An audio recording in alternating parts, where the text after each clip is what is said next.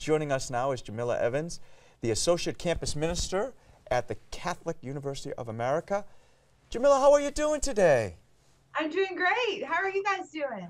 Great. We are so excited that you're with us. First of all, thank you for joining us today. And it's always great to talk to someone about the topics we're about to talk about, and that is just welcoming people and the pro-life march. So it's a busy time at CUA for visitors. Tell us about how you roll out that welcome mat. You do it so well. Oh, thank you. We coordinate about 200 student volunteers, and so we begin recruiting those volunteers at the very beginning of Advent. We ask them to sign up, and we get them organized into different teams to provide hospitality services for over 1,000 pilgrims that will be joining us this year for the March for Life. So it's really exciting. We are gearing up. Everybody, there's a huge buzz on campus. Everybody's really excited, and we're getting ready to welcome them at 2 p.m. on Thursday. So here we go.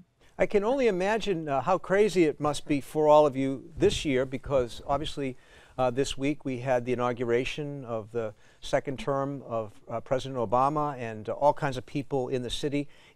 Does that, and along with the Martin Luther King holiday, does that impact your rolling out that welcome mat, Jamila?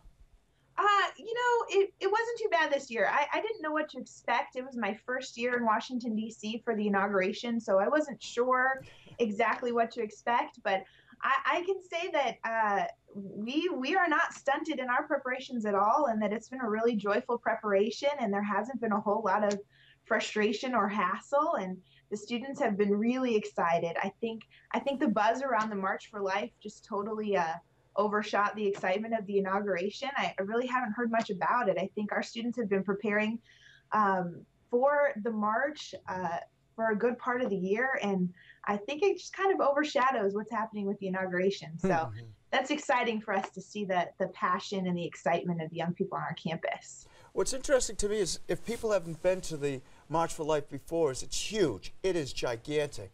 And everyone is so energetic. They're involved. What are the pilgrims like when they come down to CUA? What are they like? What do they want to do? Are they excited? What's going on?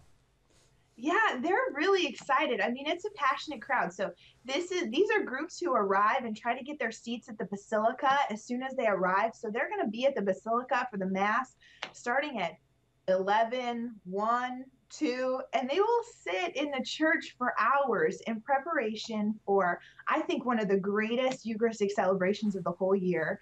And so to see so many young people where, it's hard to sit for long periods of time, but to see the willingness of all these young people to celebrate their faith together and to really pray for a cause that they're so passionate about. They're willing to make so many sacrifices as pilgrims. We provide some really humble accommodations here at the university. They sleep on the gym floor all night. They don't have dinner until 10 o'clock because they've been waiting for the Mass for so many hours. And so they really they're really an amazing crowd, and they're so young, and they're so full of life and energy, and it's really an inspiration as a staff member to witness, and I think it gives the whole campus an energy and an excitement and passion for life that we try to sustain every day throughout the year. So it's a really awesome witness to us to see so many pilgrims traveling from so far away. I can hear the excitement in your voice, Jamila. How long, just out of curiosity, how long has the university been hosting young people and guests for the march? Yeah, I was just looking. I thought maybe you guys would ask. I believe this is our 13th year of hosting pilgrims for the March for Life. So it's been a part of the university for a long time now. And we have Kate Andrews and Peter Kaminsky will be coming down, and they are excited to be down there and doing their work. And there'll be a lot of good stories here down there, won't there be?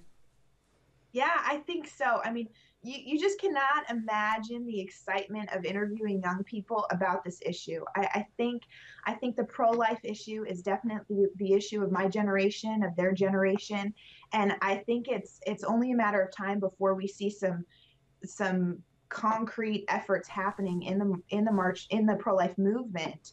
And so I'm really, really hopeful that we're going to see an end to Roe v. Wade in my lifetime. So I'm sure all these young people will be a part of that. Well, it's great to hear you say that because, you know, even if you're not a part of the march and you watch it on television, for example, on Catholic TV, I think you get a sense of how young the march is. You know, so many young people, so many seminarians and religious who come down. You see the young face of the Catholic Church, the young face of the Christian faith. And it's inspiring even if you're not there. Absolutely. I mean, I've never been a part of something that is full of so much hope. And I think it's incredible when you think about the pro-life movement and all that they've accomplished in these last years. And I think that there's really going to be a change, and there's nothing that inspires me more than seeing the students on our campus, you know, get ready for all of those preparations. And they work hard all year long on the pro-life issue. So in some ways, the March for Life is just an opportunity for them to celebrate the great work that they do all year. Mm-hmm. Well, Jamila, welcome to Catholic TV. We're so glad that you joined us. We're sure this will be one of your many visits. We always like dealing with the Catholic University of America because you guys do such great work down there. And keep up the great work. Thanks so much for having me, you guys. Okay. Okay, have a great day. May it all go well. God bless.